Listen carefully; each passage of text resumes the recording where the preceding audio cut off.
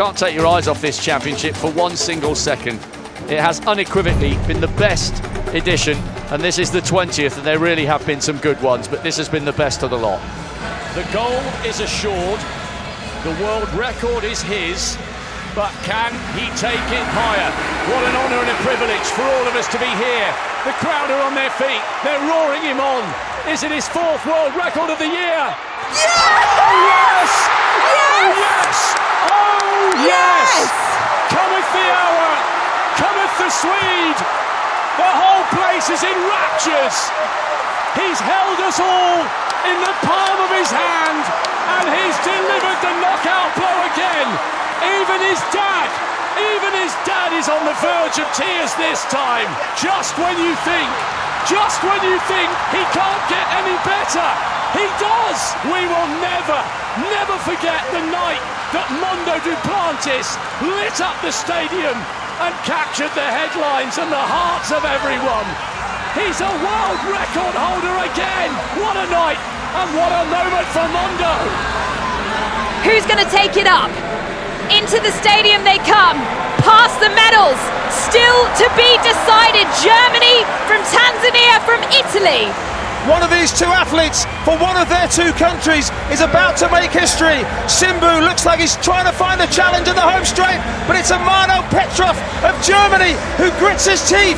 His country have never won a running gold medal at the World Championships, and Petros opens up 3 or 4 meters.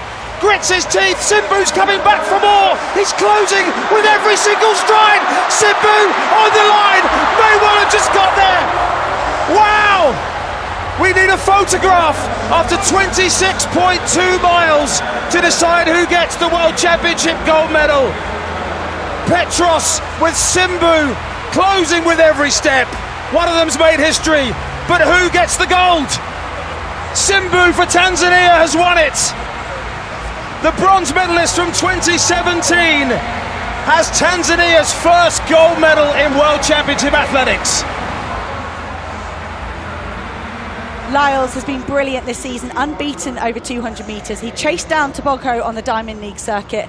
He ran down and stared down Kenny Bednarek in the US Championships. The men's 200 metre final. And they're away cleanly in this sprint race. Looks like a good start from Tobogco, perhaps more aggressively than we've seen him out of the blocks in recent races. Lavelle going well in lane 7. Lavelle at the moment up on Bednarek. They're all side by side with 60 metres to go. They're still side by side with 50. Lyles trying to find something. He stretches away. It is a global title again for Noah Lyles. 4 in a row. Usain Bolt did it, and now Noah Lyles has done it. 1952, great running from Lyles. Well, it was brilliant. They came round the corner, and with 70 to go, you started to wonder whether Lyles would relinquish his crown. Bednarek started to close him down, but Lyles has emulated Usain Bolt 4 in a row. Bolts came in 09, 11, 13 and 15, but this is a different era with a new star on top.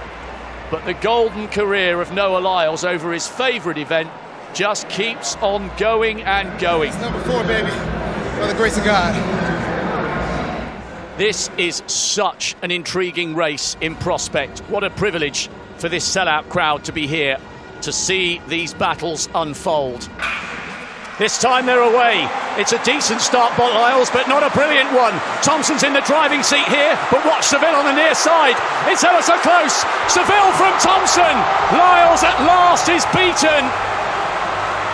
Seville was desperately disappointed with last year's capitulation from the semis. It's a Jamaican 1-2. Lyles took the bronze this time. A wonderful run from Seville. Thompson got out hard. He was in the driving seat, but Seville had irresistible momentum. Can Wanyonyi spoil the opportunity for Marco Arop to defend his title? There's so much talent in this field. They could come through late. Atawi's last, but he won't be at the finish. 59.27 through the first 400 metres. They've gone very, very hard here. Has Wanyonyi let the occasion get the better of him? But he's the Olympic champion. Of course, he can handle any pressure that's thrown at him. Wanyonyi down the back straight. He's got to measure his effort perfectly. Anderson making a great move. Sajati starting to move. And McPhillips and Atawi trying to get on terms with these athletes. Max Bergen looking for room on the inside. Atawi making room on the inside. The Spaniard all the way back in 6th place at the moment. Wanyonyi, he's starting to look a bit desperate. He's starting to drive here, Wanyonyi. Bergen is going to need an opening on the inside here. Marco Arope, the defending champion, kicks on the outside. Atawi trying to find space on the inside. Wanyonyi in the closing stages holding on as Sajati, the bronze medalist from Paris, gets second. Wanyonyi, gun to tape, 1:41.87, a championship record. A brilliant race. That was so brave from Wanyonyi, so brave. A field that contains 3 of the 5 fastest ever, and he said, right, I'm going to the front, I'm hanging on, come and beat me if you dare. And they couldn't.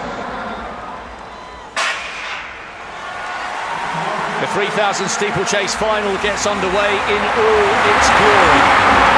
Miura coming wide on the outside. He's in a medal position. You can hardly hear yourself think here. Jordi Beamish coming. El Bakkali now strikes for gold. Germer in second place. Miura's desperately trying to hang on to the bronze, but here comes Jordi Beamish. El Bakkali over that last barrier. Watch the Kiwi, he finishes so quickly, and he's coming, and he's closing, they're side by side, and this time it goes to Beamish. El Bakkali is beaten on the line. It's not to be a hat-trick for him. We said that Jordi Beamish could finish like a steam train, and he's done it, and at last, after so many global golds, El Bakkali proves to be human. I think you can make a case that if Ryan Krause wins this title, it will be the greatest achievement of his career. You can just feel the pressure, the tension coming off this guy. Okay, there we go, Krause. That's the mark of a champion. Round 5. When you've opened your season this morning, round 5 is when you go over 22 metres. On paper, this could be a rerun of the United States against Botswana from last year's Olympics. It's an incredible team for the Botswanans, 3 of the 8 who lined up for the individual 4 final. But it's absolutely lashing with rain and anything can happen. Letsile Toboggo, another athlete that might be disappointed with his performance so far here in Tokyo. There's an advantage for the South Africans in the drier lanes on the outside, but everybody now into lane 1. You can see the athletes choosing to run just off the curb. There's standing water on the inside of the track here. McQuaid to Benjamin, Kevin Atshipi, and the South Africans with Nene. It was inevitable battens would fall. It's so wet out there. Can the Botswanans do it? No African nation has ever won this title. And look at Nene. Benjamin's driving for the line. What a finish. They're all closing. The American might be caught. Botswana by a whisker. What a race. What a week it's been in Tokyo. And for the first time in history, it's an African nation on top. They have risen like gods. What a finish, what a relay. The Botswanans in the crowd are in tears, and their star men are doing a dance of delight in the rain. What a way to seal the first African gold in the men's 4x4. Pishado has 2 jumps of 17.55. If he ties Dalavale on 17.64, he'll win the gold. Pishado is one of the best jumpers the world has ever seen. But if he is to join Jonathan Edwards and Christian Taylor as a multiple world champion, he has to find something right now. Dalavale is on the verge of history for Italy, and only this mercurial Portuguese man can stop it from happening. Guaranteed the silver. Can he deny the Italian after his masterful jump? Oh, he might, you know. Oh, that's so close. That is huge. Pishado was the champion in Eugene, and he might just have ripped it up there with the very last jump of the entire competition. 1764 or better, and it's gold. 1791. What on earth? What on earth is happening in Tokyo this week? What a moment to remind everybody you are the very best in the world. Who is the best, baby? Who is the best, baby? Well, 4 years ago, I had the privilege of being around only 150 people in this stadium to watch Varholm, Benjamin and Dos Santos rip up the history books. It was one of the greatest single lap races any of us have ever seen.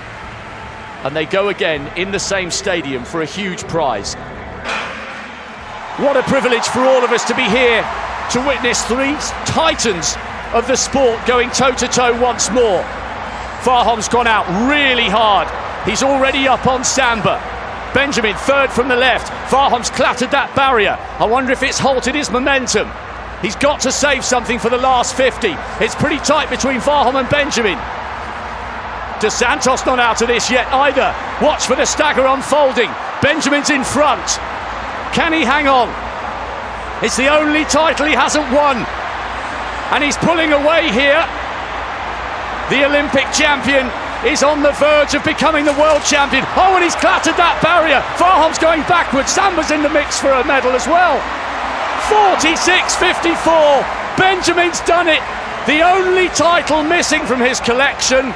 And now, he does get to say he has completed the set. A brilliant run from Benjamin. Varholm, unusually for him, had technical problems. Dos Santos takes the silver, and Samba came through to deny Varholm the bronze. For once, the Norwegian's immaculate stride let him down. He looked stunned, and in the same stadium where Benjamin had to finish runner-up to the champion Varholm 4 years ago, but tonight belongs to Benjamin. He looked the best in the semis and he looked the best in the final. He's done it. He's finally added the world crown to his Olympic title.